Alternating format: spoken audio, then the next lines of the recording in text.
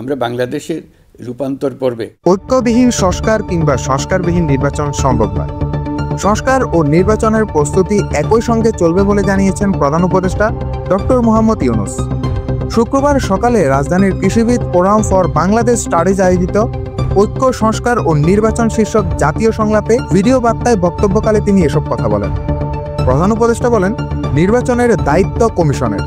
তারিখ ঘোষণা না হওয়া পর্যন্ত নাগরিকদের সেখানে কিছুই করার নেই। তারা সংস্কারের সঙ্গে যুক্ত থাকবেন। ডক্টর ইউনূস বলেন, গণ অভ্যুত্থানের বিরুদ্ধ শক্তির অব্যাহত চক্রান্ত আমাদের ঐক্য আরও মজবুত করেছে।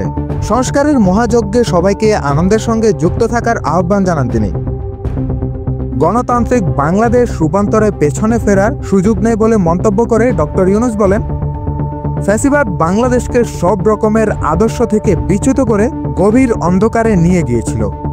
আমরা আবারও সাম্য, মানবিক মর্যাদা এবং সামাজিক ন্যায় বিচার নিশ্চিত করব। শাহরিয়ার তৌসিফ, দৈনিক সমাচার, ঢাকা। ফোরাম ফর বাংলাদেশ স্টাডিজকে অশেষ ধন্যবাদ জানাচ্ছি এই আয়োজনের জন্য এবং আমাকে আমন্ত্রণ করার জন্য, দুটি কথা বলার সুযোগ